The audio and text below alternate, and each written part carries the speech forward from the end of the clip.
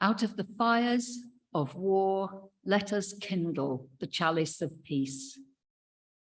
Out of the fury of battle, let us create a passion for peace. Out of the turmoil of conscience, let us weave the calm of peace. In the one spirit that we share, let us celebrate the vision of a world made just and free, and find the strength to build it a little at a time. This simple chalice flame, symbol of our worldwide Unitarian and Unitarian Universalist faith, this is both an ancient and a relatively modern symbol. I don't know if you know that in the Second World War, it was the symbol used by the Unitarian Services Committee, working with refugees trying to escape from Europe. It brought a message of welcome and support to all people, whoever they were, wherever they'd come from, and whatever their faith. And this morning, this chalice flame, it shines out a welcome to all of us gathered here at Essex Church, where Kensington Unitarians are holding their annual Remembrance Sunday service, and a warm welcome also to all of you joining us online. It's good to have you with us. So may this living flame burn brightly today to commemorate all those people whose lives have been taken or blighted by warfare the world over, not least of whom are the civilians. So as well as those who fight or are wounded or killed in wars, we're remembering the old, the young, the animals and the earth itself, all those caught up in warfare, be they participants or shocked and frightened bystanders. May this, our flame, burn brightly today as we remember and reflect. As Unitarians, we do not have one message to proclaim on Remembrance Sunday. Some of us here today are pacifists and view war as a crime against our very humanity.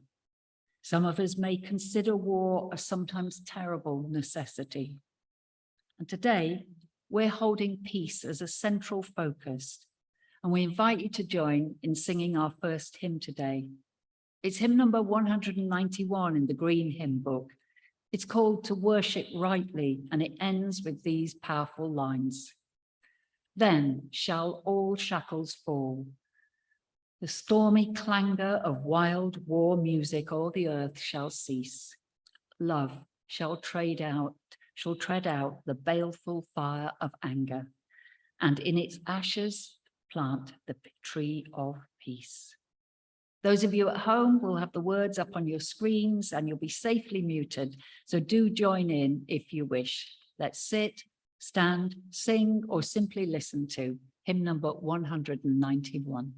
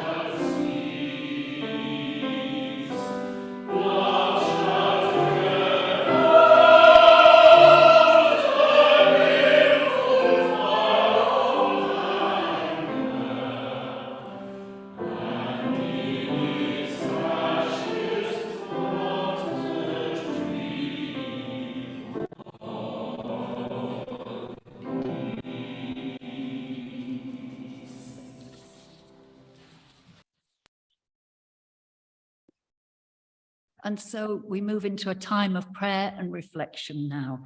And this prayer is based on words from A Prayer for Peace by Joyce Rupp from the Servite community. And it has simple hand movements that you might like to join in with. Not everybody feels right doing this, but the movement is simply to place our hands over our hearts and then opening our hands and extending them outwards, palms facing upwards. So we start by sending peace to our loved ones, those close to us, placing our hands over our hearts, moving our attention towards our inner being. Slowly move further inwards in your imagining until you reach that place deep inside of you where abiding peace dwells. And allow your attention to move towards your loved ones, those you care for. Recall their presence in your life.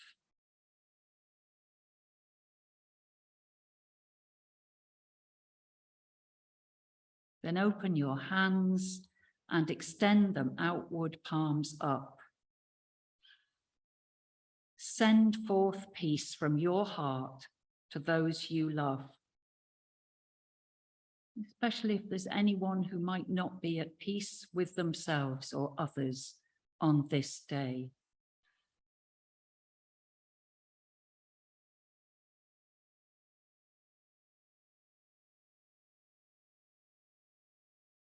And sending peace to the suffering ones of the world. Once again, let us place our hands over our hearts, moving our attention towards our inner being, moving further inwards until we reach that place deep inside us where abiding peace dwells. We bring to mind the suffering ones of our world, especially those who live in fear of being harmed in any way. And we open our hands and we extend them outwards, palms up. And we send forth that deep peace in the center of our being to these suffering ones.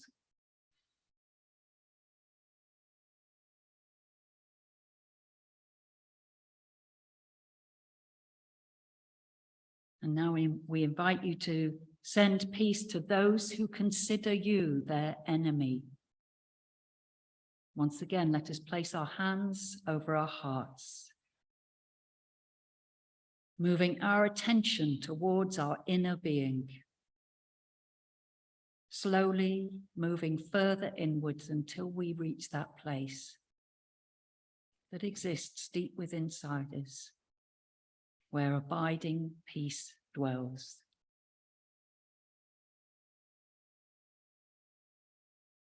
Let us bring to mind those known or unknown who might consider us an enemy. And we can feel free to include anyone who we ourselves feel enmity towards, be such feelings small or great.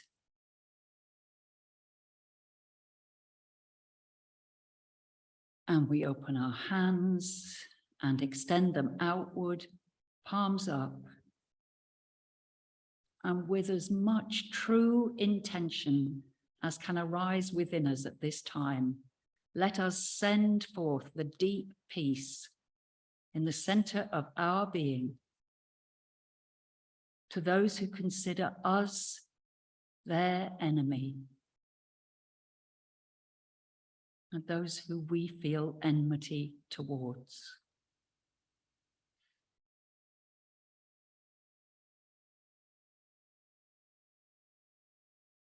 O peace bringer, come to all hearts at war. Move them to lay down their weapons, to cast aside bitterness and resentment. Bring your peace to hard-hearted ones. lessen the grip of those who desire revenge. May your peace release whatever binds and free all those held captive by hostility, all those trapped in fearful situations. Oh, may they know, please. So may it be. Amen.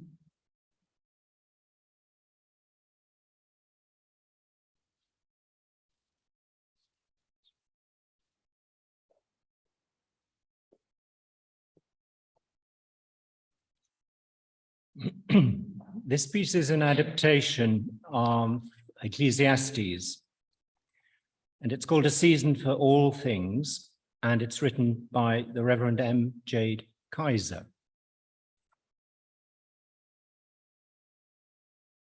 For everything, there is a season. Very little is as simple as good or bad. It is more often a question of who and of when and why or how. There are times for the birth of something new, and there are times to welcome death. There are times to plant seeds for those to come, and times for harvesting the long labor of others. There are times when destruction is necessary, or at least unavoidable. And there are times when healing is possible. There are times to create art and times to tear it down. There are days where only weeping will do, others for laughing. Some days we can only mourn, others we dance. We ebb and flow our way in community. Sometimes we long to be in the arms of another.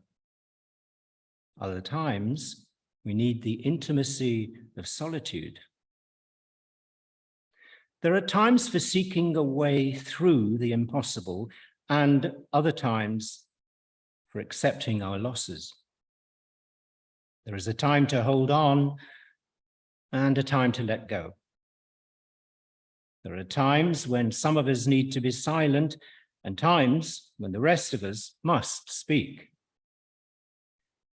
Love has its time and hate has its place. Conflict must be accepted and peace welcomed in due time. May we listen our way into and out of each season with wisdom as our guide, forcing nothing outside of its time, receiving everything for what it is, trusting love's companionship, laboring toward liberation together.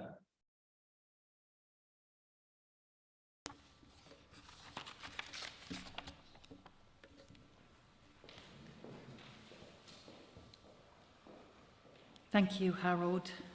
And that moves beautifully into our next hymn, which is going to appear on your screen at home, and it's number 226. It's a song of peace, sung to the beautiful tune Finlandia, 226. Amen.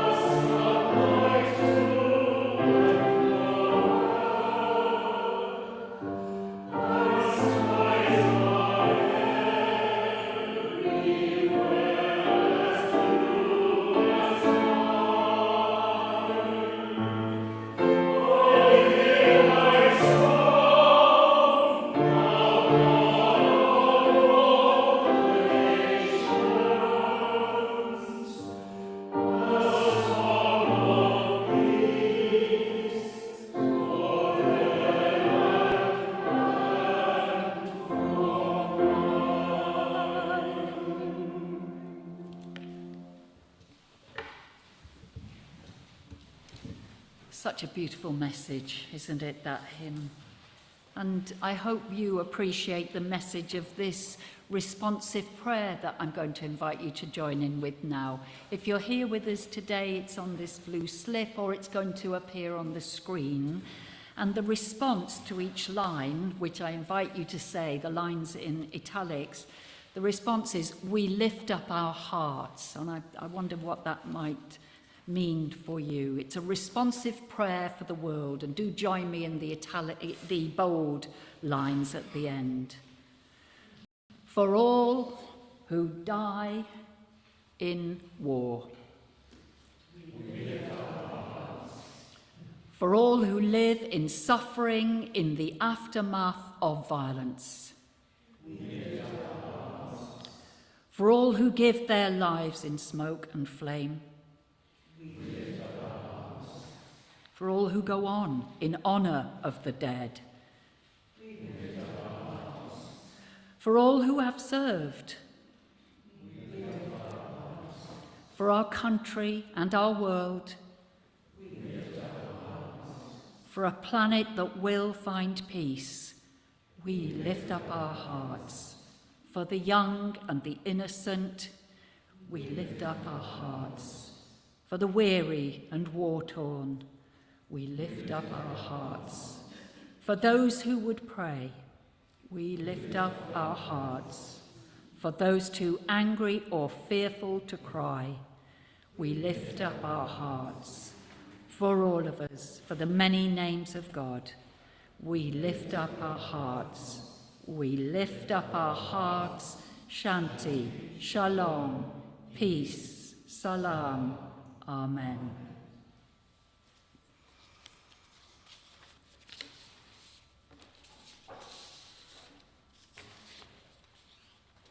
And as the clock moves towards 11 a.m., the traditional time to stand in silent tribute to all those who have died or suffered in warfare, I invite you to stand now if you feel so able, and our silence will end unannounced with our choir singing Liberame from Fauré's Requiem. The music and the order of service is being printed in the wrong order, my error. Let us stand if you feel so able now and join in 2 minutes silence for those who have died or suffered in war.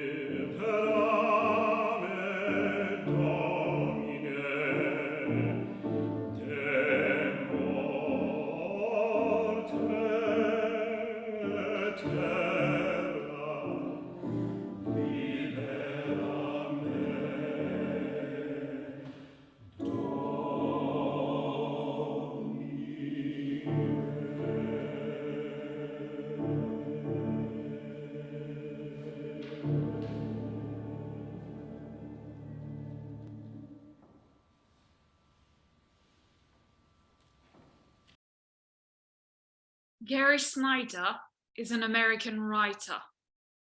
He's been described as the poet laureate of deep ecology, because of his passionate concern for environmental issues. This short poem expresses both this concern and also a sense of hope for future peaceful living on our planet Earth home. It's only a short poem, so I'll read it twice. And remember, you can always find our service scripts to have a read of on our Kensington Unitarians website. For the Children, by Gary Snyder. The rising hills, the slopes of statistics lie before us. The steep climb of everything going up, up, as we all go down. In the next century, or the one beyond that, they say, are valleys, pastures. We can meet there in peace if we make it. To climb these coming crests, one word to you and your children. Stay together, learn the flowers, go light. The rising hills, the slopes of statistics lie before us. The steep climb of everything going up, up, as we all go down. In the next century, or the one beyond that, they say, are valleys, pastures. We can meet there in peace if we make it. To climb these coming crests, one word to you and your children. Stay together, learn the flowers, go light. Thank you, Charlotte, for that reading and that good advice. Stay together, learn the flowers, go light. From poet Gary Snyder. I've been wearing one of these white poppies, white peace poppies this week, but by midweek I'd added the more traditional red poppy next to it for fear of offending anyone for whom a red poppy has real significance. Symbols can be complicated, can't they? And symbols connected with warfare, I guess, are likely to signify and represent the complexities of war and peace. For we humans, boy, aren't we hugely complex creatures? And our living together here on Earth, it's marked by conflict, scarred by conflict. We're deeply social creatures, and yet we struggle to live amicably together. And that reality has been brought into sharp focus this year, hasn't it? When one of the greatest powers in the world chose to invade a neighboring state. I still remember a teenager asking me back in February, they won't let this happen, will they? And the difficulty of explaining that they, meaning all the other interested parties, would find it very difficult to stop a determined invader.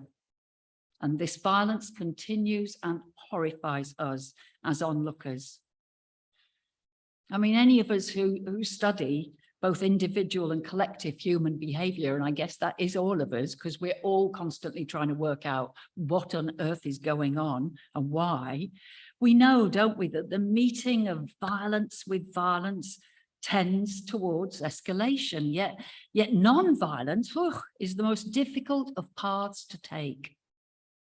I've included some quotations that I've been thinking about this week on our order of service insert, and I think we've copied them into the chat box for people joining us online.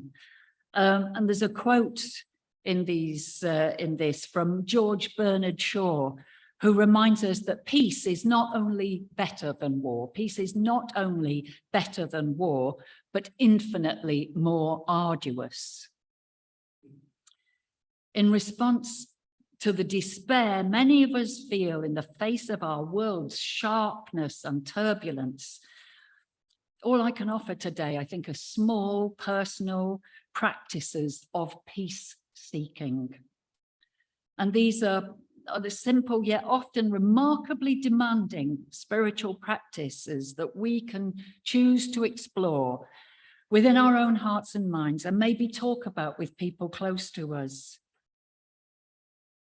Let's start by telling the truth to ourselves about our own judging minds, about all the times that we distance ourselves from the others by emphasizing our differences, by reacting fiercely to views that aren't in accord with our own, and blimey, there are a lot of those views around, aren't there? By making other people bad and wrong because they've annoyed us or threatened us or jolted at us out of some cozy complacency that imagines that we can all agree on anything. To judge and to separate, that is completely normal. But our task, if we're going to be peace seekers, is to recognize what our minds are doing and then take that next step. And that next step, well, that is the opportunity to shake up our us and them thinking and replace it with something far more radical. The spiritual truth. We're all one, with all our differences and divisions.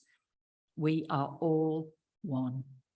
Each time we think of someone as other, as somehow distant and divided from us, each time we separate ourselves from certain groups or individuals, we're stoking fires of division. Yet we could instead be applying a soothing balm of peace to our world.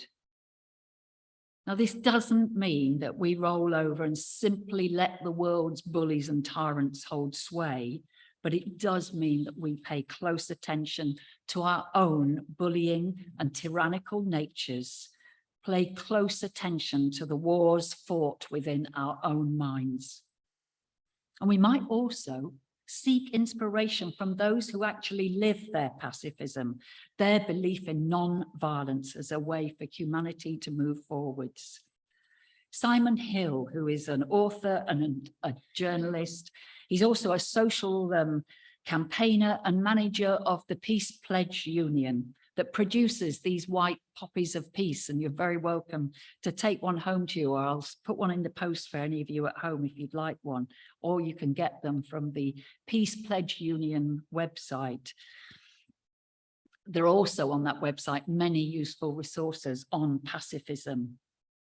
Simon Hill is a Quaker, and in this piece that I'm going to quote from, which he wrote for the New Statesman in 2008, he explains why the Quaker belief in pacifism leads him to wear a white poppy.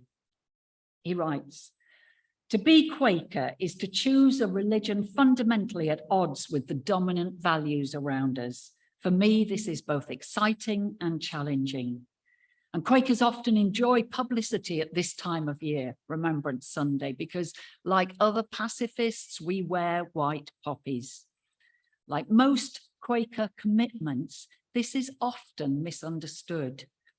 White poppies are not about insulting the dead, but about honoring them by working for an end to war. The starting point of Quakerism is that the inward light of God is available to everyone. And Quakerism is therefore at its best in its shocking radicalism. If God's light is present in all people, whatever that might mean to you, then to hurt another person is to hurt God. To refuse to learn from others is to set ourselves above God and to treat anyone as my inferior or superior. That is simply blasphemy." I go on quoting from Simon Hill. "Far from fluffy idealism, this involves a hard struggle to reorient our lives and to improve the world. I cannot believe in the universal availability of God without rejecting the lie that there is no alternative to war and poverty. While I wear a white poppy as a memorial and a campaigning tool, it's also the sign of a belief in a different world, When protesting outside the Arms Fair, London Arms Fair last year, as Simon does each year, I experienced a moment of powerful clarity when I was struck by the flimsiness and the transience of the arms dealer's power compared to the everlasting light of God, accessible in all our hearts if we will turn to it. Simon visited our congregation some years ago, and I thanked him then, and I thank him now for this pacifist work. I wish I was brave enough to stand outside the London Arms Fair each year and be arrested each year. And I think too of those brave, conscientious objectors during the First World War who were shouted at and abused for their refusal to fight other human beings, handed white feathers and called cowards. So let us, if we so wish, wear our small white poppies and may each of us find the bravery required to work for peace in our own lives, as well as in the life of this, our world. Amen. Whew. Well, should we take that yearning for peace into singing our closing hymn today? Such inspiring words of this hymn. It's a number 198, by the way, for the healing of the nations. It's in your green book, but it'll also be appearing on your screen. For the healing of the nations, for redemption from hatred and warfare. Let us sing together.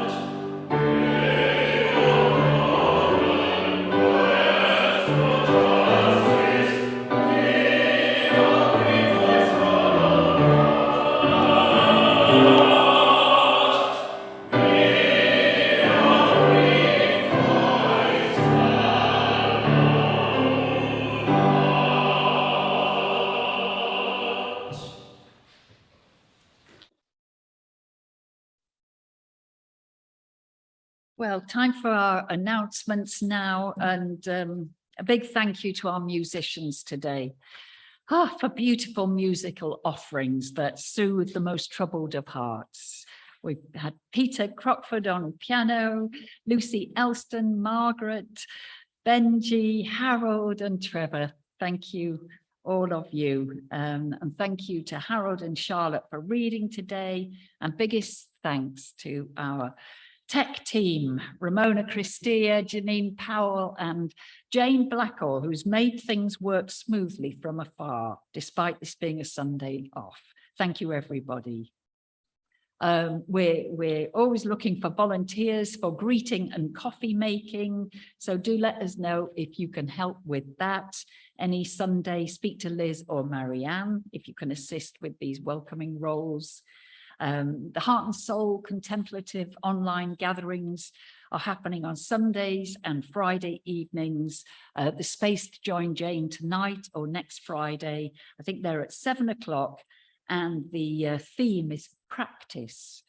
It's a lovely soulful way to be together with others. Or come and join the online coffee morning on Wednesday mornings at 10:30. Sonia is dancing here every Friday, 12:30 with her Nia dance classes. And there's also an online class, which is great. I'm surprised how well those online dance classes work. And then come along next Sunday for the service when Dr. Jane Blackall, our very own Reverend Doctor, will be leading a service along with congregation members called Simple Pleasures. And if the mere mention of simple pleasures now brings something to mind for you, why don't you get in touch with Jane? She's looking for people to make a really short video, just talking about what some of the simple pleasures are in your life. But do let her know that you want to do this, because there's some instructions to go with it. I think that's everything for notices. I hope you can stay for coffee and a chat after the service, both here in person and online. Do stay and have a natter with people. But let's now ready ourselves for our closing words. And these closing words will be followed by a beautiful choral piece, and you may recognize the words of it. The piece is called Lacrimosa by Howard Goodall, but I think the words are attributed to the Quaker writer Elizabeth Fry, and they've been a source of comfort in many a funeral. So thank you for choosing that choir. So our closing words today. May the blessing of peace rest in our hearts, in our quiet times and in our times of unrest. May the blessings of our companionship be with us in the days ahead and ripple outwards into our world, which so yearns for connection, for love, and for inspiration. And may the blessings of life be forever with us, whatever the autumn winds may blow our way. Amen. Go well, all of you, and blessed be.